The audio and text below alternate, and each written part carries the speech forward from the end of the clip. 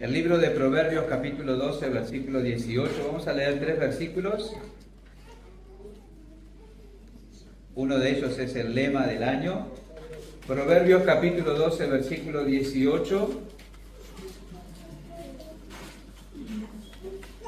Vamos a leer juntos en voz alta.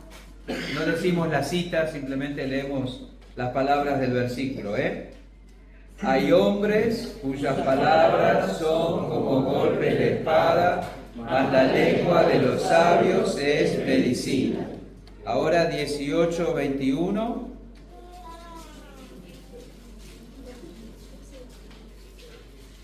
Proverbios 18, 21. ¿Listos? La muerte y la vida están en poder de la lengua, y el que la ama comerá de sus frutos. Y ahora Efesios 4, 29.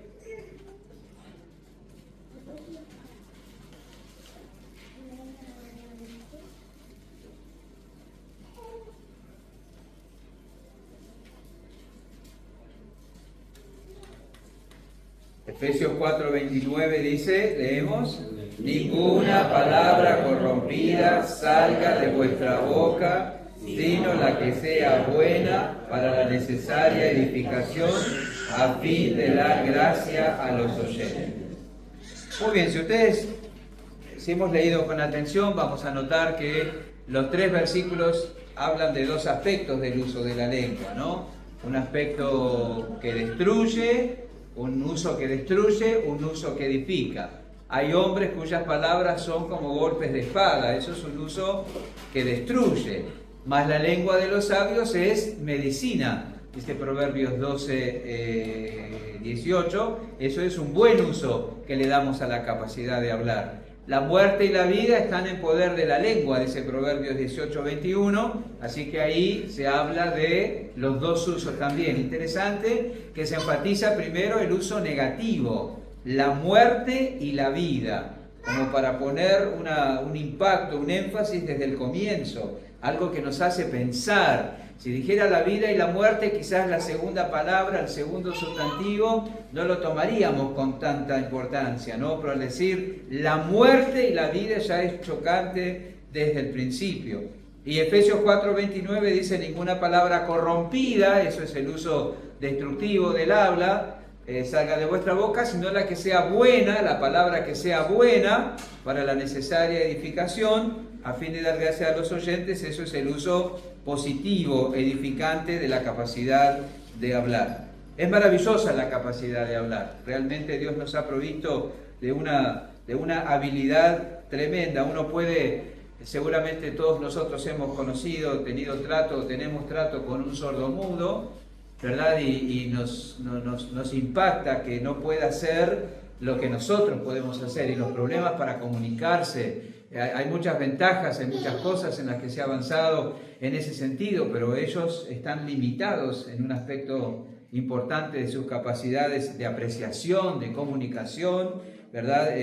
Por estar privados de esa capacidad. Por supuesto, es el Señor que hizo el sordo, al que ve, al que no ve, al que oye, al que no oye, al que habla, al que no habla. Eso tiene que ver con la soberanía de Dios.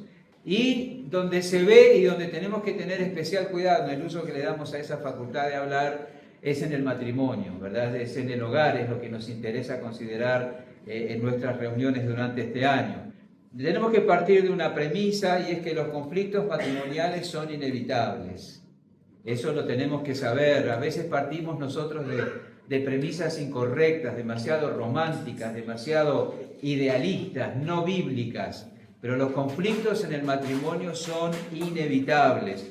Cada uno de los cónyuges, cada uno de los que forma parte del matrimonio, lleva al matrimonio su propia perspectiva de la relación, ¿no? Tenemos nuestras propias ideas en cuanto a lo que es el matrimonio y cómo se desarrolla y cómo hay que llevarlo a cabo. También nosotros tenemos que saber que esa perspectiva del matrimonio está influida por el sexo de la persona, por el género. Las mujeres no ven el matrimonio de la misma manera que los hombres vemos el matrimonio.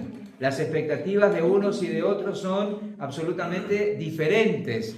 Nosotros estamos teniendo un curso con algunos matrimonios jóvenes Y decimos siempre, lo hemos hecho con otros, que el varón ni intenta entender a su esposa. Suena raro, ¿no? Meterse en el mundo interior de una mujer y captar todos los detalles es una empresa casi imposible para el varón. Lo mismo que para la mujer. Entender a cabalidad el mundo interior de un hombre es algo complicado para una mujer. Ellas no nos creen, por ejemplo, que nosotros podemos pensar en nada. Dice, ¿qué estás pensando? En nada, nada. No nos creen. Pero nosotros tenemos una caja, tenemos una caja para cada cosa. Trabajo, perro, mamá, sexo, dinero y nada. Y vamos saltando de caja en caja nosotros en nuestros pensamientos. Las mujeres no, las mujeres están como un plato de tallarines, está todo entreverado en la cabeza y piensan en todo y en mucho a la vez, y a nosotros eso nos resulta muy difícil de comprender, ¿no? Entonces esas diferencias vienen al matrimonio también. También los antecedentes familiares, lo que hemos vivido en nuestra niñez, el ejemplo que recibimos, bueno o no, de nuestros padres, y las experiencias de la vida, lo que hemos ido nosotros experimentando y aprendiendo y asimilando y elaborando a través de los diferentes momentos que hemos atravesado. Todo eso hace que sea un caldo de cultivo para conflictos. Todo eso hace que sea imposible que no haya conflictos en un matrimonio. La mayoría de los matrimonios tienen frecuentes desacuerdos y también profundas diferencias de opinión. En los matrimonios saludables, ¿verdad? En los matrimonios equilibrados, se espera que en los matrimonios cristianos maduros en la fe, estos conflictos se resuelven de una manera constructiva, se resuelven de una forma que no es destructiva. Aunque las parejas de casados podemos disentir y pensar distinto fuertemente y en aspectos claves, muchos hemos aprendido o estamos aprendiendo a resolver esos conflictos, esas diferencias, de tal manera que podemos vivir en desacuerdo civilizadamente, ¿no? Podemos vivir sin estar totalmente de acuerdo en un asunto, pero eso no afecta ni la convivencia, ni la comunicación, ni el deleite mutuo, ni la vida de oración, ni la vida espiritual. Sabemos los puntos que calza cada uno y podemos llegar a una convivencia madura en cuanto a eso. Sin embargo, es igualmente cierto que la mayoría de las parejas pasamos por momentos o por ciclos donde utilizamos mal las palabras en medio de un conflicto. Hay momentos que podemos arreglarlo, que llegamos a una conclusión saludable, que se arregla, que se aclara, que encontramos un punto en común, pusimos mucho de nosotros cada uno, pero hay momentos en que por algunas razones usamos mal las palabras cuando estamos en medio de dificultades. De vez en cuando la comunicación se rompe, la comunicación se vuelve corrompida, usando una palabra bíblica. No me gusta usar la palabra tóxica porque eso no está en la Biblia, pero sí corrompida, palabras corrompidas, palabras mal usadas, esa facultad mal usada, y de vez en cuando eso sucede. Todos hemos sido culpables en alguna medida de pelear y jugar sucio con nuestro cónyuge, ¿verdad? Todos somos culpables que en algún momento hemos usado malas armas en los enfrentamientos y los conflictos que hemos atravesado. No hemos tratado de resolver las diferencias, la verdad, sino que tratamos de manipular al otro, tratamos de alguna manera de humillar al otro, que es escandaloso, pero lo tratamos de hacer. Tratamos muchas veces de ganar o empatar por lo menos, ¿no? No salir perdiendo en el conflicto, y para eso no usamos las mejores armas. Vamos a pensar un momento cómo se usan las palabras para controlar y para atacar. ¿Cómo se utiliza en un hogar, en un matrimonio, las palabras para controlar o atacar? Todos nosotros, consciente o inconscientemente, hemos usado en algún momento palabras para controlar y para herir al otro, ¿verdad? Por eso leemos en Proverbios, hay hombres cuyas palabras son como golpes de espada, lastiman, hieren profundamente, y todos nosotros en algún momento hemos echado mano de eso. La Biblia dice que en Santiago capítulo 3 todos ofendemos muchas veces. No estamos exentos de ofender con nuestras palabras. Si no estamos exentos de ofender afuera, cuanto menos estamos exentos de ofender adentro. Así que debemos esperarlo, tenemos que considerar. El asunto no es tratar de evitarlo, o mejor dicho, exclusivamente y como prioridad número uno, sino de cómo salimos de ahí bíblicamente cuando nos ofendemos el uno al otro. Aunque esto lo hacemos de varias maneras que varían en intensidad de una relación a otra, lo que vamos a mirar es una breve descripción de las tácticas más comunes que utilizamos las parejas para atacarnos y para controlarnos mutuamente. En primer lugar, vamos a decir que una de las tácticas más comunes que utilizamos en el matrimonio para controlarnos y atacarnos mutuamente es crear en el otro sentimientos de culpa. Buscamos hacer que el otro se sienta mal, que el otro se sienta culpable por alguna razón. Y muchas veces esas culpas son ficticias, esas culpas no son reales. Las fabricamos nosotros para que de alguna manera tener control, ¿verdad?, sobre la otra persona. Hay que tener cuidado con eso. Cuando nosotros conseguimos que nuestro cónyuge se sienta culpable por no estar de acuerdo con nosotros o por desafiarlos, nosotros ganamos poder sobre ellos. Ganamos poder sobre el otro cuando generamos un sentimiento de culpa. El vocabulario que se usa para producir culpa puede ser tan directo como, bueno, seguro que ahora ya estás contento. O seguro que ahora ya estás feliz por lo que lograste. Me hiciste sentir mal, me hiciste llorar, no pude dormir, no pude hacer las cosas que tenía que hacer, ¿verdad? Y ahí estamos tratando de que el otro se sienta culpable. O puede ser más sutil, claro, siempre es mi culpa. Y el otro dice, no, eso es mi culpa, yo no dije. Y ahí empezamos a repartir culpa. Pero eso es un ardid que nosotros usamos para tratar de controlar al otro. En segundo lugar, también buscar faltas en la otra persona. Colocar al cónyuge bajo una andanada de críticas.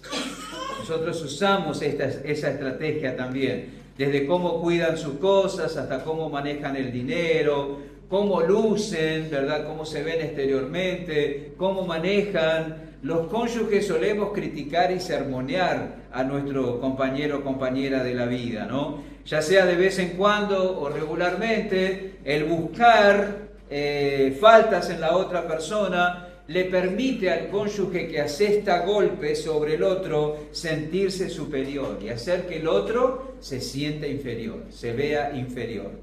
En tercer lugar, también una de las estrategias que utilizamos es insultar, ¿verdad? Insultar, aplicar una palabra o una frase negativa a una deficiencia o a una debilidad o a un error que tiene la otra persona, ¿no? Las palabras despectivas como estúpido, haragán, idiota, molesto, torpe, llorón, se usan para que el otro se sienta pequeño, se usan para que el otro se sienta despreciable. Los esposos también podemos recurrir a atacar el carácter y decir cosas como, nunca has sido una buena esposa, nunca has hecho las cosas bien. Yo pensaba que ibas a actuar en otra forma, pero la casa nunca la has sabido manejar. Los chicos no has sabido vos manejar las cosas en cuanto a ellos de la mejor manera. O nunca vas a llegar a nada, ¿verdad? Expresiones que tratan de humillar, hacerlo sentir al otro despreciable con el propósito de controlarlo, con el propósito de manejarlo. Los gritos es otra estrategia que también utilizamos para controlar y manipular y hacer sentir mal al otro.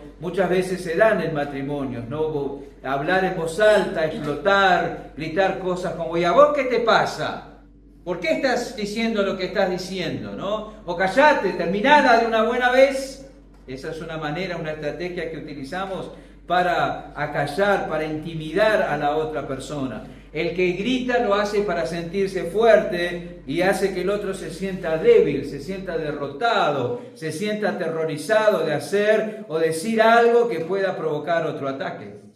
También el sarcasmo es otro método de control. Es un ataque un poquito indirecto. Las respuestas sarcásticas como, bueno, como quieras, ¿verdad? O, sí, cómo no. Estoy poniendo los ojos en blanco, ¿no? Sí, cómo no. Ahí está. da poca importancia al punto de vista del cónyuge y lo condena, lo hace sentir inhábil, inútil.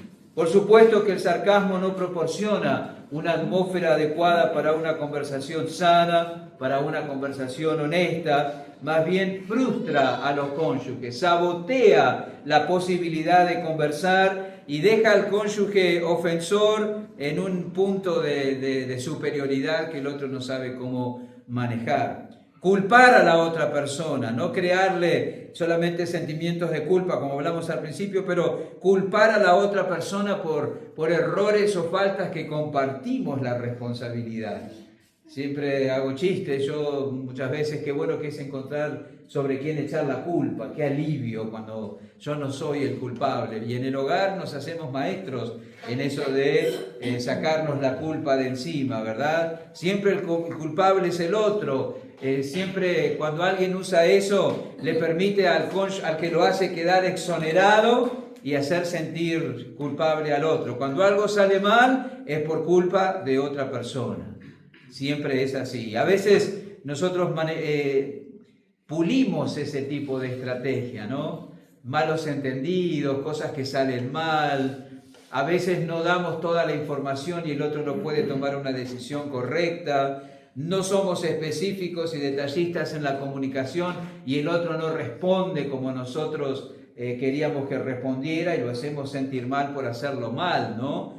Cuando uno está demasiado apurado y tiene muy claras las cosas en su mente, piensa que diciendo 2 o 3 cosas el otro ya lo va a tener claro y va a responder como yo quiero. Y no lo hace y entonces todo sale mal y culpamos a la otra persona. Tenemos que tener cuidado.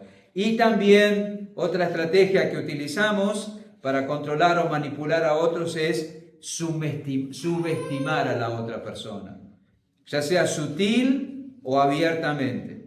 Muchos cónyuges usan eso para ganar poder sobre sus compañeros. En un tono muy calmado, pero muy condescendiente, un esposo podría subestimar a su esposa diciéndole: mira, vos no te preocupes por el dinero porque me doy cuenta que vos en eso no vas bien. Y no te preocupes por tal cosa, no lo hagas porque ya me doy cuenta que vos no te puedo pedir más. Que horrible, ¿verdad? Subestimar. Decirle que no se preocupe por las finanzas porque son muy complicadas. A veces también uno puede burlarse de su compañero o su compañera en público por algo que hicieron o dijeron. ¿Sabes lo que me dijo esta? Horrible, ¿no? Y dejarla expuesta o dejarlo expuesto delante de otras cosas, ¿no? Una exhibición pública de subestimación. Dice: ¿por qué te vestiste así? Y eso que dijiste no es muy adecuado ni muy inteligente, que digamos. Usamos las palabras para aplastar al otro, para lastimarlo, para herirlo. Tenemos que tener cuidado y saber que nosotros podemos en el Espíritu, en el Señor, tener un hablar que edifique y que construya, ¿no? Y no pensemos que esto solamente se da de los varones hacia las mujeres, muchas veces también se da de las mujeres hacia los varones, ¿no? Buscar humillar, buscar mostrar que no lo considera como hábil para cierta cosa, tratar de dejarlo mal delante de otras personas. Bueno, eso es horrible. Cabe la pregunta: ¿por qué? Ya dijimos cómo se usan las palabras para controlar y atacar. Ahora preguntémonos: ¿por qué se usan las palabras para controlar o atacar? Bueno, la mayoría de nosotros hemos recurrido a alguna de esas estrategias de las que acabamos de hablar. Y el problema no son solo las palabras, sino el por qué. ¿Qué estamos buscando? ¿Verdad? ¿Por qué respondimos en esa forma? ¿Por qué hablamos en esa manera? ¿Qué propósito estamos persiguiendo? La mayoría de las veces nosotros no somos tan reflexivos, ¿no? Abrimos la boca, decimos lo que sale, pero no nos detenemos a pensar el por qué estoy expresando lo que estoy expresando. Y sería muy sabio hacerlo porque nos permitiría conocernos mejor a nosotros mismos y nos permitiría, sobre todas las cosas, apreciar y buscar más de la gracia de Dios y de la suficiencia de Cristo, ¿no? Porque a veces no nos damos cuenta, pero esas respuestas que se producen en nosotros frente a situaciones o personas nos permiten saber cuáles son los móviles, los motivos por los cuales estamos actuando como estamos actuando. Nada ocurre sin razón. Siempre hay un propósito que buscamos al hablar.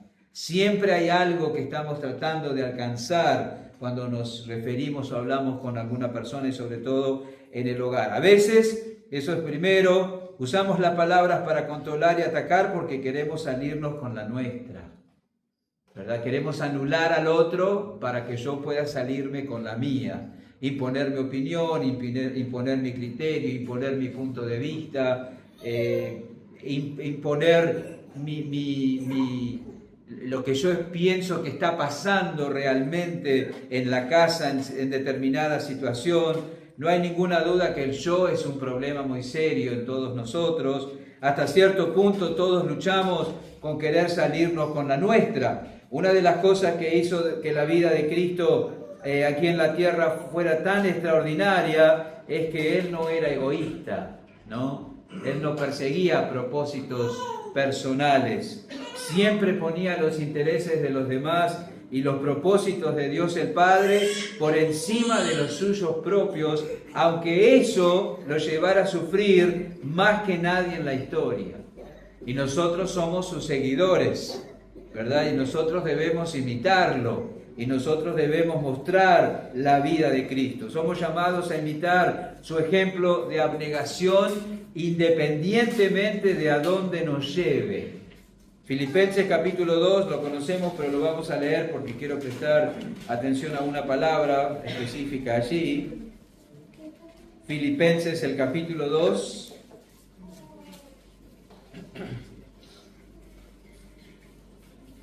Ya conocemos versículos 3 al 5. Nada, es interesante el absoluto, nada hagáis por contienda o por vanagloria. Justamente estamos hablando de que a veces atacamos o tratamos de controlar al otro para salirnos con la nuestra. Sin embargo, acá dice que no hagamos nada por contienda o por vanagloria. Esas dos palabras, contienda o vanagloria, implica luchar por un lugar, tratar de mantener una posición donde no haya otro, una posición única para mí, antes bien con humildad, estimando cada uno a los demás como superiores a él mismo, no mirando cada uno por lo suyo propio, sino cada cual también por lo de los otros. Haya pues en vosotros este sentir que hubo también en Cristo Jesús, y seguimos hasta el 6, el cual siendo en forma de Dios no estimó el ser igual a Dios como cosa que aferrarse. Fíjense que se nos pide a nosotros hacer lo mismo que hizo Cristo. Él no estimó el ser igual a Dios como cosa que aferrarse. Nosotros debemos estimar, usa la misma palabra, a los demás como superiores a nosotros mismos.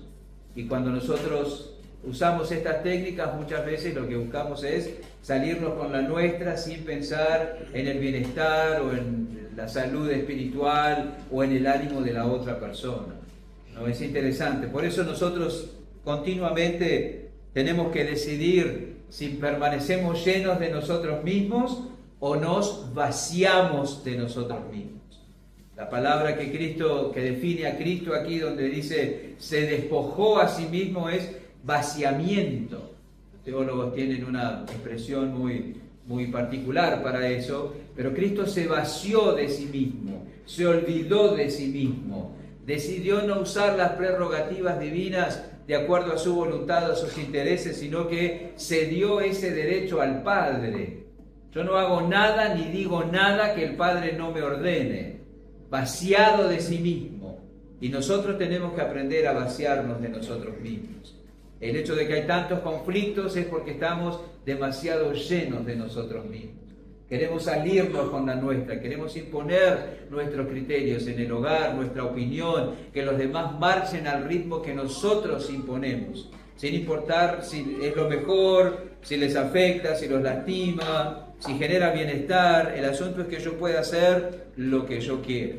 Bueno, tenemos que imitar a Cristo. Él se vació, todos nos quedamos cortos en eso, ¿verdad? En un momento de desacuerdo conyugal, hasta los esposos más maduros pueden actuar infantilmente y exigir que las cosas se hagan a su forma, ¿no? Y qué vergüenza cuando nos damos cuenta, ojalá que sí, que hemos actuado de una forma tan infantil, que hemos actuado de una forma tan inmadura, y no por la edad física que tengamos cronológica, sino por la supuesta madurez espiritual que debemos manifestar, ¿no? Ese andar con el Señor, esa cercanía con Él, esa permanencia en Él, debe dar como resultado menos de mí y más del Señor Jesús. Una manera efectiva de obtener lo que deseamos egoístamente y de evitar la pérdida personal de algo que nosotros valoramos mucho es controlar a nuestros cónyuges, controlar al otro por medio de la intimidación y de la culpa. Y por eso muchas veces usamos palabras para controlar, para atacar y para herir. En segundo lugar, usamos palabras para controlar, para atacar y para herir, para vengarnos, ¿verdad? Para vengarnos. La venganza es una de las principales razones por las que muchos esposos recurrimos a tácticas como el insulto o el sarcasmo. En el correr del día muchas veces nos sentimos, con razón o no, atacados personalmente, ¿verdad? Hay personas que cualquier cosa que se le dice ya lo toma como un ataque personal, ¿verdad? Están ahí, está buscando lastimarme, está buscando humillarme, está buscando pisarme. No necesariamente. El problema es más mi sentir que lo que hizo la otra persona, ¿no? Y muchas veces buscamos eso, pero en oportunidades el otro no busca eso, pero lo leemos así y eso nos enoja y vamos a buscar vengarnos. Va a tener que pagar por la herida que me causó. Muchas veces nos sentimos defraudados por el otro, porque el otro no actúa, no siente, no piensa, no hace, no vive, no responde como nosotros queremos, pero el otro es el otro. Las personas no son dadas para cambiarlas, no son dadas para amarlas. Y así como son. El otro día leí y compartí algo que dice: amar no simplemente implica aceptar a la persona como es, sino también aceptarla por lo que nunca va a poder ser. Interesante, ¿no? Porque hay cosas que yo nunca voy a poder ser. Gabriela no va a poder ser, y tenemos que tener eso claro, esas expectativas románticas, místicas y reales, que hacen que el otro no haga nada, pero yo me siento defraudado. Hace que el otro se porta como es, pero yo me siento lastimado, pero no es el problema de la otra persona, es el mío. Y buscamos luego castigar al otro por lo que nos hizo. Romanos capítulo 12, versículo 19, nos dice cómo son las cosas, o cómo deben ser.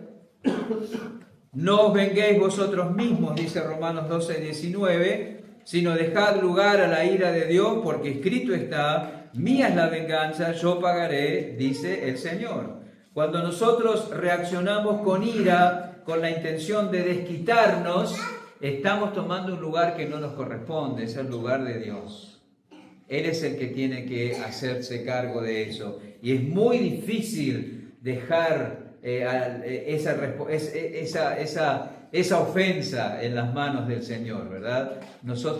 ¿Sabe que perdonar implica justamente eso? Renunciar al derecho de vengarme y dejar que Dios haga lo que corresponde hacer por la ofensa de la otra persona.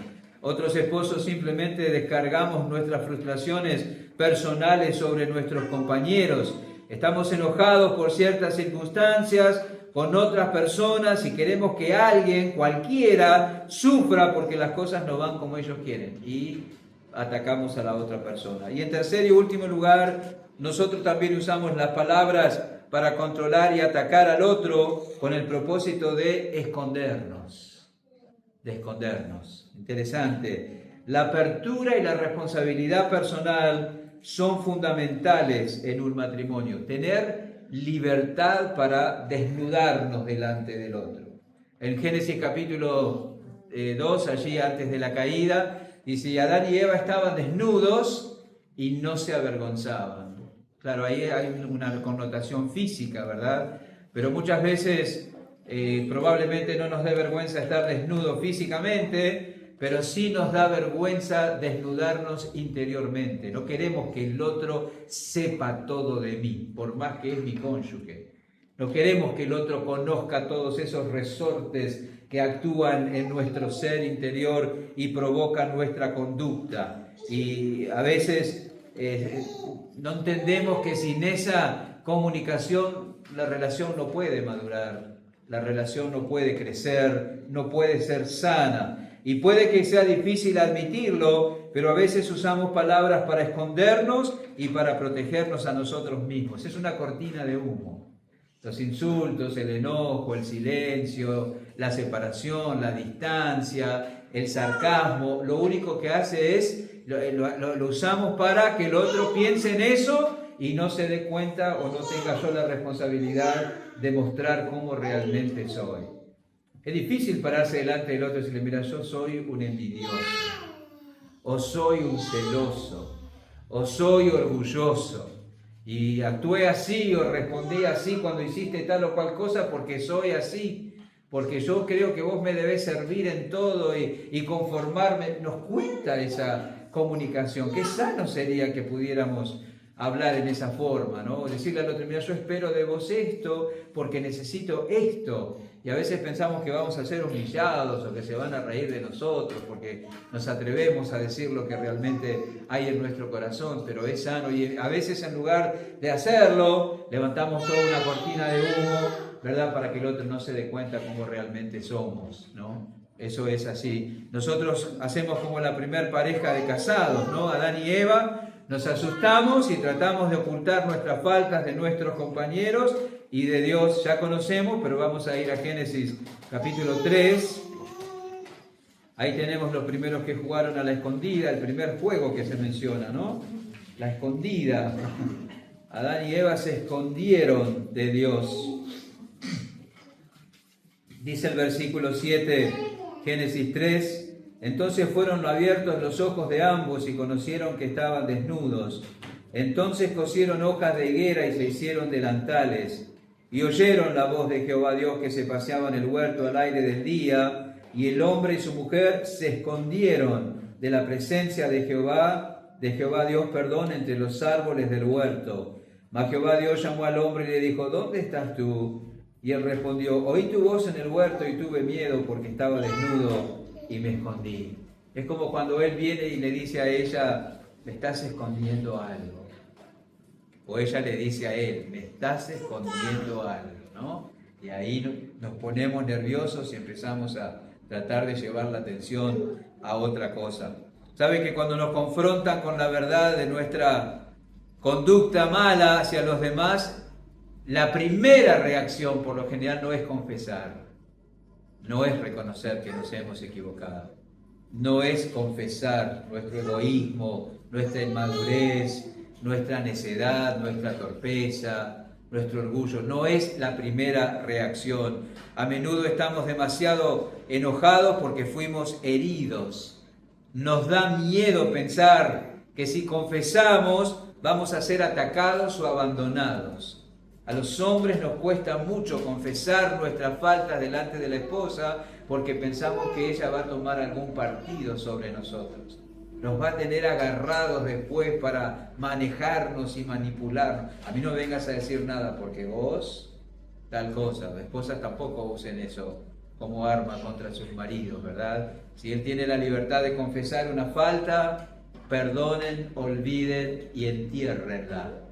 Eso es lo que hay que hacer, no sacarla y usarla en contra de su esposo. Igual que un criminal acusado, nosotros declaramos vigorosamente nuestra inocencia, ¿no? Imitamos a Adán, nos ponemos a la defensiva, culpamos al cónyuge, incluso a Dios, de nuestra conducta egocéntrica. En vez de asumir la responsabilidad, nos escondemos detrás de un mal uso de las palabras. Así que, hermanos, hasta cierto punto todos nosotros hemos usado seguramente palabras manipuladoras, atemorizantes, avergonzantes para salirnos con la nuestra.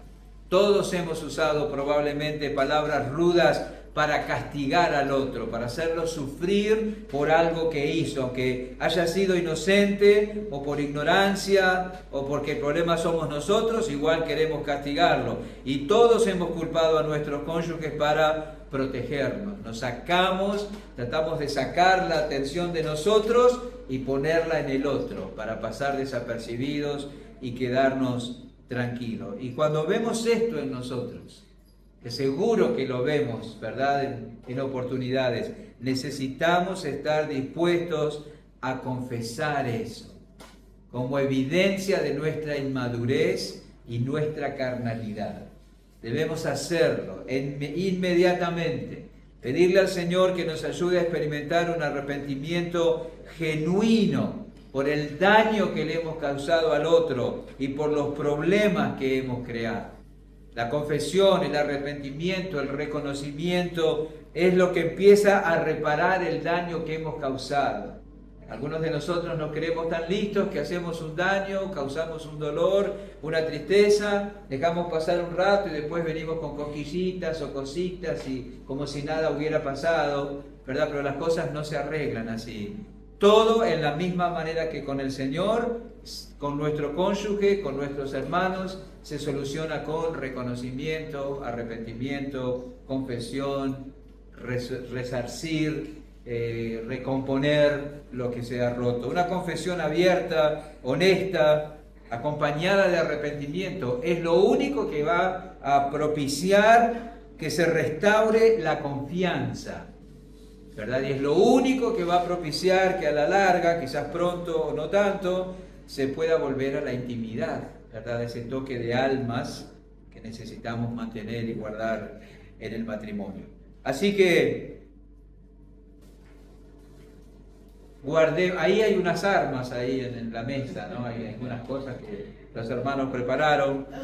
No usemos esas técnicas perversas, egoístas y carnales en las batallas que tenemos en casa. Seamos maduros o actuemos de acuerdo a la madurez que pensamos tener o que propagamos tener, ¿verdad? Y honremos al Señor, mirando su ejemplo en todo, sabiendo que al haber nacido de nuevo, otra conducta es posible, una conducta que honre a nuestro Dios. Muy bien, vamos a orar, vamos a dar gracias por este tiempo, también ya oramos por los alimentos. Ezequiel, por favor, guíanos en oración y ya también por los alimentos. Padre Celestial, muchísimas gracias, Señor, por la oportunidad de reunirnos, abrir tu palabra, Señor, y escuchar tu voz. Guíanos, danos la gracia para llevar a la obra todo lo que hemos escuchado, que no se lo olvide fácilmente. Te necesitamos, Señor. También oramos por los alimentos que has provisto y el tiempo de comunión. Todo lo que hagamos sea para la gloria y la honra de tu nombre. Oramos agradecidos en el nombre de Cristo. Amén. Muy bien, queremos fotos de todos. Hay herramientas allí, pero no es para cortar la oreja de alguien o pegarle en la